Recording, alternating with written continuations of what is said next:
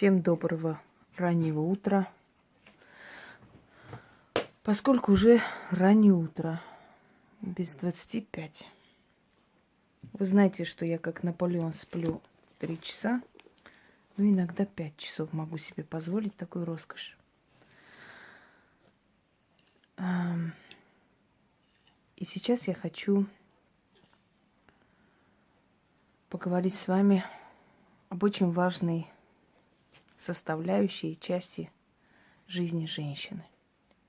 У нас фейерверк духов начался.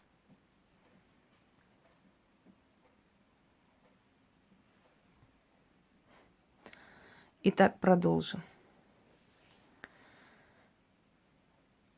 В жизни каждой женщины наступает такой момент, когда она понимает, что пришло время, и что ей хочется создать семью, что она уже к этому готова. Быть может, прошла уже, скажем так, не очень хороший опыт, поняла многое для себя. Некоторые говорят, первый брак – это репетиция ко второму счастливому браку. Слышали такое, да? Когда женщина уже не повторяет тех ошибок, которые совершала.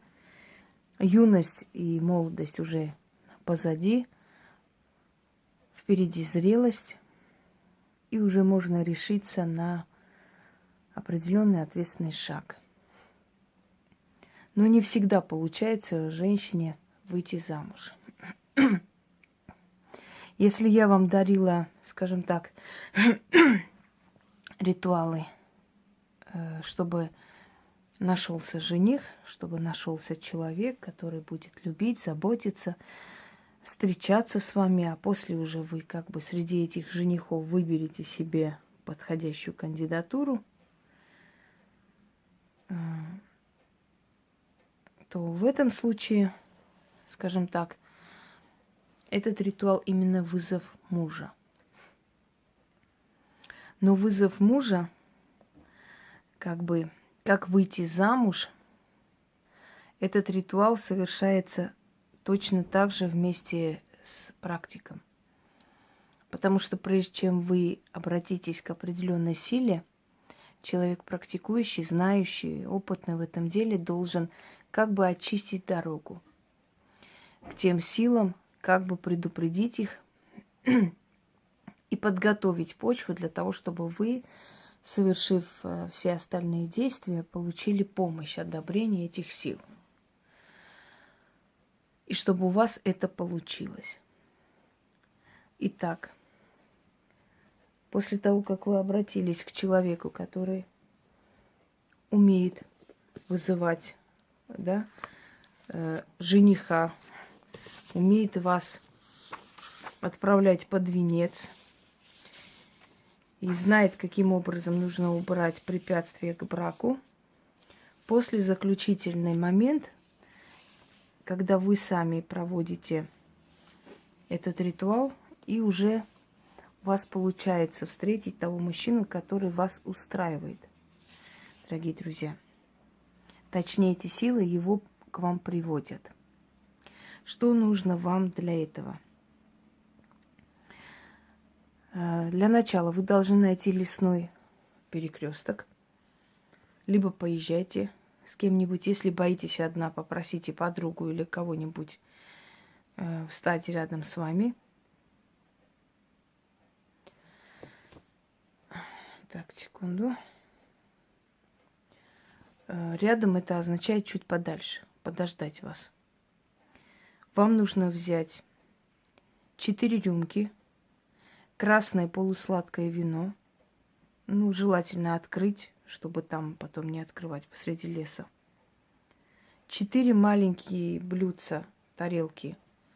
Ну, можете взять банку меда, просто распределить этот мед, да, по 4 этим маленьким блюдцам.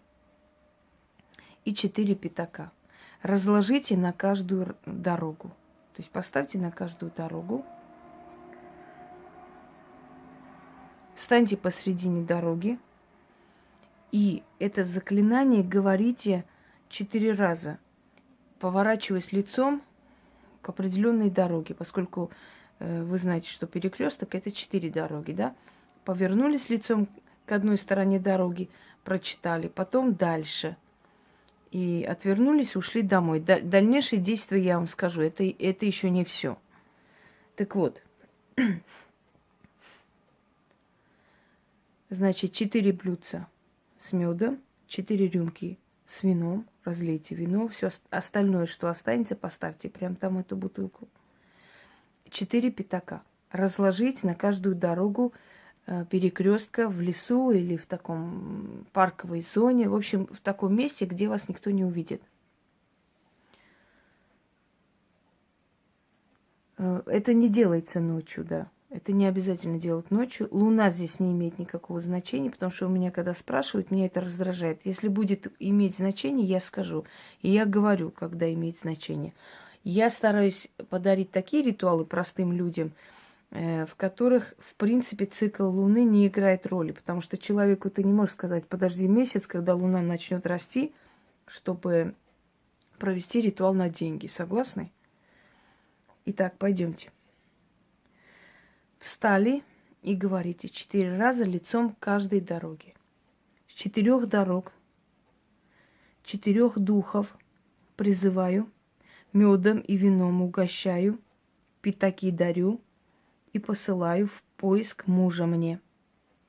Найдите мне мужа, приведите мужа, купца-богача, али великого врача, али признанного миром, знаменитого, богатого да родовитого. Мужчину сильного, мужчину красивого, мужчину богатого, мужчину знатного. Щедрого, доброго, бесподобного, заклинаю водой и воздухом, солнцем и луной, и древней силой, духи услышали и поспешили исполнить. 4 духа с 4 дорог, медом угощайтесь, вином утолите жажду, пятаки в дорогу берите, и за моим мужем умчитесь. Берите, духи, меня за руки и ведите под венец. Да будет так, и так будет, заклинаю. Постоянно повторяя богача, богача, вы как бы напоминаете, что вам нужен мужчина любой профессии, но чтобы он был обеспечен. Итак, когда вы это все сказали, в течение 3 дней найдите бедного человека на улице, подайте милостыню, вы знаете, где у вас в городе эти люди собираются. Либо возле церкви подайте, либо еще где-нибудь. Если не найдете, то положите деньги, ну, немалую сумму. Постарайтесь там, например, 5000 положить, там, 1000 положить, $100 положить. Ну, в чей-нибудь там почтовый ящик. Можете даже своим соседям, которые нуждаются, знаете вы их, да, и положили. Можете с запиской, что это от чистого сердца просто. Даже так можете сделать. Когда положите эти деньги, либо бедному будете отдавать, либо положите в этот ящик, просто так на скамейках или где-нибудь не оставляйте. Не годится таким образом откупаться. Когда положите эти деньги или будете отдавать, говорите: стану богатой, дам еще больше. И вот когда вы встретите этого мужчину, и все у вас будет хорошо, постарайтесь найти либо этого бедняка, либо кого-нибудь другого бедняка, либо туда же прийти к этому же почтовому ящику, либо к другому. Но в любом случае откупитесь еще раз. И как вы обещали, дайте еще больше, чтобы это все было впрок.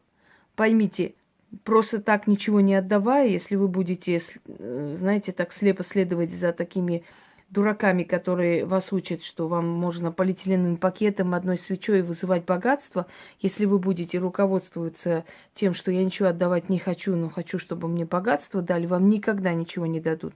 Вы должны уметь жертвовать, вы должны отдавать, только тогда вам вернется. Итак, это 2 этап. После того, как вы это все сделали, идите покупайте мужские тапки. Кстати, если у вас есть старые тапки первого мужа, бывшего мужа, хоть кого, выкидывайте в мусорный ящик, говорите: ты уходишь и все прошлое с собой забираешь. Придет новый 100 раз лучше. Если есть. Если нету, значит, покупайте в любой день мужские тапки, не торгуясь. Либо, если вы берете в супермаркете, постарайтесь дать ровную цену, либо расплатиться, например, картой, чтобы вам сдачи не отдали. Или не берите эту сдачу. Принесите домой эти тапки, положите посреди прямо входной комнаты, там, возле дверей, главных дверей, входных. Говорите: приходи, новый муж, будем жить, поживать, добра наживать, вместе деток качать, вместе жить, вместе спать. Духи за тобой идут, тебя ко мне приведут, поклонитесь вот так вот этим тапкам, как бы не смешно звучало, потому что мужчина, он глава. Если вы хотите главу себе в жизнь, не того, которого надо всему учить и за уши драть и за руку вести, а главу, если вы хотите, это не означает, что вы будете рабом и будете там под домашним арестом. Нет. Но если вы хотите себе главу, сильного мужчину, значит, поклонитесь этим тапкам и говорите: приди, хозяин, приди, барин, хоромы наши тебя ждут. Аминь. И спрячьте эти тапки, куда-нибудь положите. Ну, желательно на видном месте вообще-то. Даже если спросят, не отвечайте, скажите: да, неважно, не обращайте внимания. Итак, первый этап – это с перекрестком. Что вы должны сделать с медом, с вином, с пятаками? Почитать 4 раза, поворачиваясь к каждой дороге. После вы должны найти либо нищего человека, либо положить кому-нибудь определенную сумму денег, скажем, в почтовый ящик, там, возле двери оставить. Ну, пенсионеры есть у вас там, как-нибудь так сделайте, чтобы не обидеть их, да, и отдайте. Со словами: стану богатой, дам еще больше. И когда у вас появится мужчина обеспеченный, нормальный, достойный, вы опять же откупитесь большой суммой денег. Ну, большой не миллионы, ну 5 тысяч, ну 7 тысяч, 10, насколько у вас, то есть для вас, как для вас будут эти деньги выглядеть большими.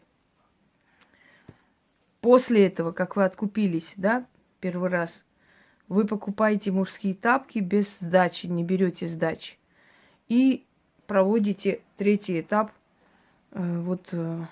скажем, третий этап этого ритуала. Это все вы должны сделать за 6 дней. То есть вы можете за 1 день это сделать, за 2 дня, но за 6 дней вы должны уложиться. И в скором времени у вас придет этот мужчина. Но еще раз говорю, можете провести, конечно, без помощи ведьмы, но может получиться, может нет. Может прийти не совсем тот, который хотелось бы. А если вы хотите, чтобы наверняка получилось, вы должны сначала попросить ее помощи. Она должна кое-что провести для вас, открыть эти дороги, а после провести можете вы. Это элементарное, нормальное, знаете, отношение к магии, к силам, когда ты понимаешь, что есть вещи, которые запретны для тебя, поэтому без разрешения, без дозволения лучше к ним не подходить. А вот когда человек для вас открыл эту дорогу, позволил, сделал, сказал: все, можешь теперь ты сделать. Пожалуйста, дальше можете делать, у вас наверняка получится, потому что, насколько мы все уже с вами поняли, наши ритуалы все получаются. У тех людей, которые уважают создателей этих ритуалов, которые хотят, которые желают перемен и делают, не ленятся. Всем удачи и всех благ.